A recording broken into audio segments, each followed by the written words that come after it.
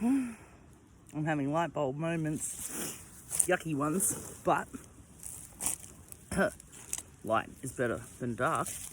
So I've been thinking, right, about this dog fighting stuff. So it's actually fitting, right? It's a fitting ending to a dog, especially if someone's a fucking narc, as in undercover. Whoa. Jesus. Wouldn't want to find myself unknowingly busted and invited to a dog fight. Know what I'm saying? So just say somebody is a plant, right? And these gang members know it. It would be easy enough, you know, because they come in as like a prospect, right? Low level. And it's not hard to suss someone out, seriously. You'd have to have some fucking, you'd have to be insane. Anyway, so they're in, set them up with a single mother that's in the area that's got drug and alcohol problems, comes from a really messed up family, and has pedophilia already, like incest and stuff, already prevalent, and everyone knows it. So you get this person in with that chick, because obviously that's not hard either, right? I'm just talking you through this because it's all coming together in my head right now, and I'm piecing stuff together, but going, yeah, this stuff makes sense to me. So it wouldn't be hard to set them up at a party, right? Because everyone else has fellas. So new guy on the scene ends up in the group, ends up being at a few parties, and inevitably, you know, hooks up with that woman. This man, well, not this man, as in there was one man, right, who was a dickhead. But we went away for the weekend. And I was going on about budgies before, right? I had a budgie when I was probably like 7, 8. And I didn't like keeping it in the cage. So the cage was there in the room, but the door was always open, and the budgie actually just flew around my bedroom. We went away for the weekend. And I'd left enough food and water and everything for it. And when we got home, I went to my bedroom, and my door was open and the budgie wasn't in there. And I asked my mum, like, why is my door open? Where's my budgie? She's like, I don't know. So I went to go to the toilet, and there's my budgie in the toilet, wings spread out, you know, resting up. It had flown into the toilet. This guy had been stashing his pot in the very top of my cupboard in my bedroom, right? Because it was up real high. And they were really big. I knew that they were stashing stuff in there, but I was only a kid. You can't do anything about it. So he'd gone into my room when I wasn't at home, when we were away, and he'd left the door open, and my budgie had gone down the toilet and died. Maybe he threw the budgie in the toilet. Maybe it was a setup. Maybe he was just an asshole. He was just an asshole anyway. But anyway, I'm just theorizing, right? You get someone in, or it's not necessarily someone who has to even be in that family, right? Just someone who's around, a friend or whatever. Doesn't necessarily have to hook up with my mother. But they get to the point where they're offered a lot of money to find a kid to do this really fucked up shit, right? At a dog fight. And it's something really, really bad. So it's a test as well. We kind of go, we're going to ask this cunt to do something so fucking despicable. See if he'll actually do it. And if he's legit, and he's really just a dickhead, he'll do it. If he's a narc, he'll do it. Anyway, by the time they get to the dog fight with this fucking kid that they probably know, they would have probably done the whole, the guy's there, right? Kid knows him somehow. Probably is the only one that they're really familiar with, right? And so these guys would G up the kid to get it scared. And the kid would be asking the person, like, what's going on? Where are we going? What's happening?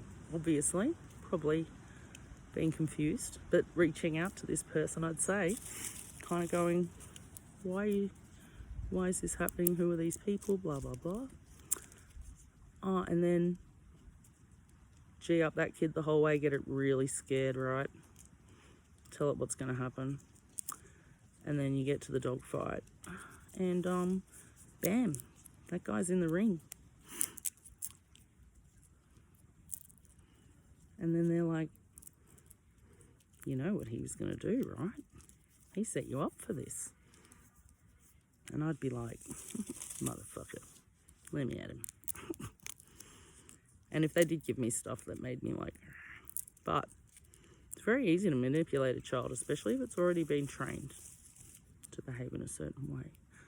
But I can see, and I agree, it's a fitting end to a dog. Seriously. Someone sets you up or fucking is trying to infiltrate. People are getting in trouble or whatever, going down, whatever. It is. I grew up in that environment with those people, and I can see. I'd be like, yeah. I'd like that happening to a few people that fucking dogged on me, right? Set me up.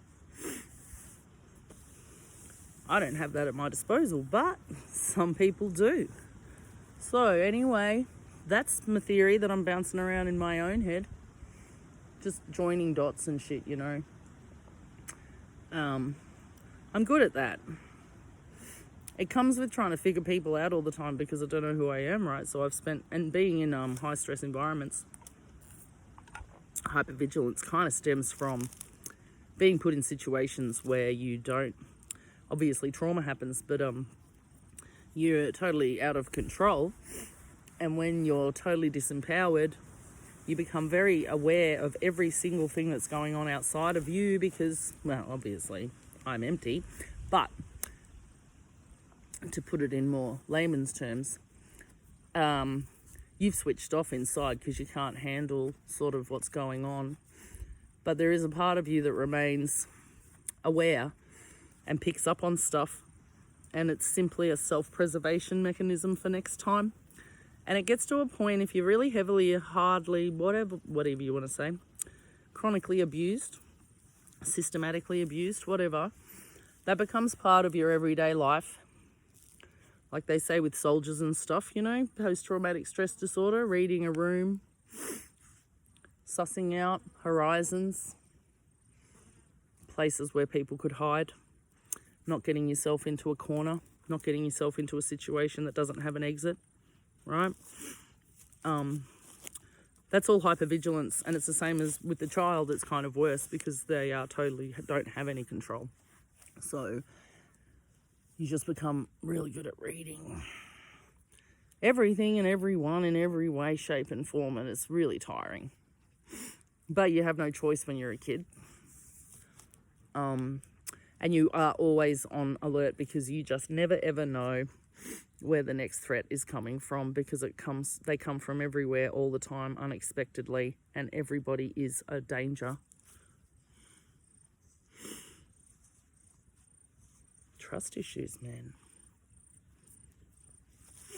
No wonder.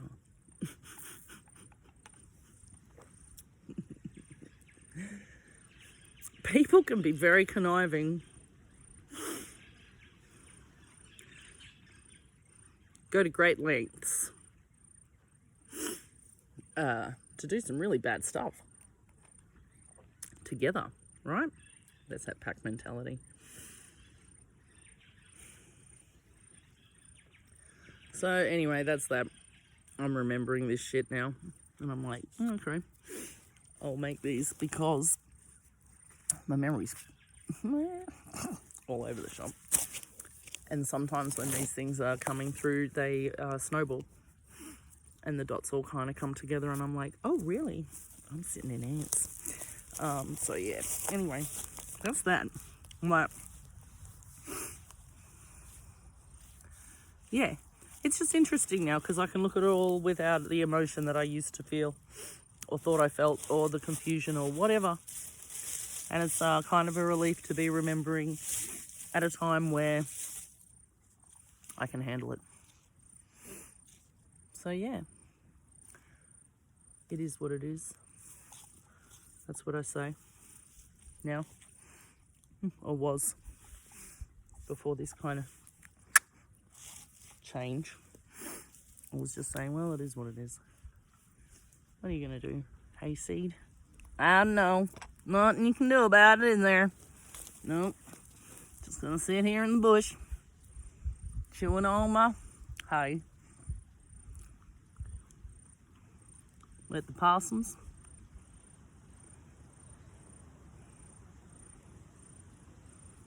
and me vodka and my mushies. So, it's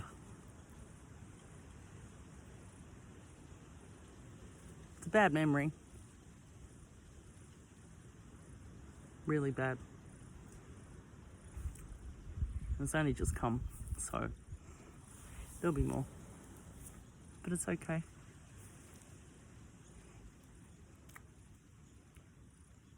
You know what? I think my mind's just done what it naturally had to do to deal with this shit as a child and now.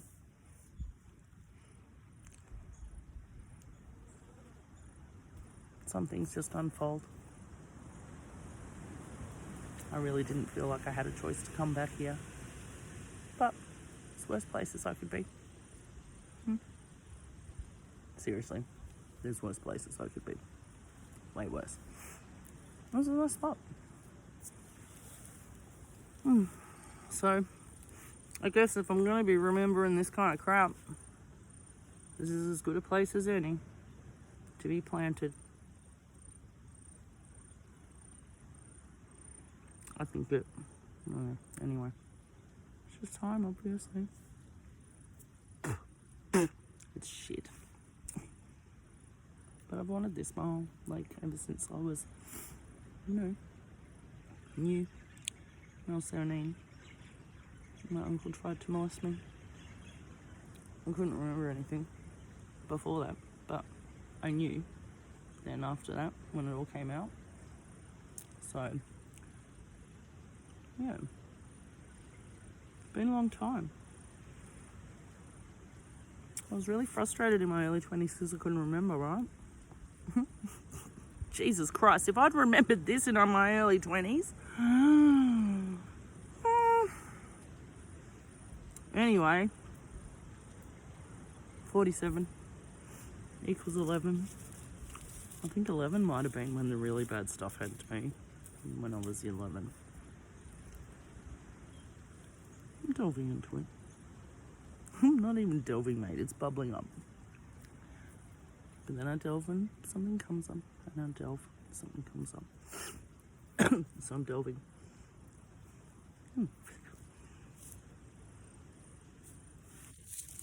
Digging in the dirt.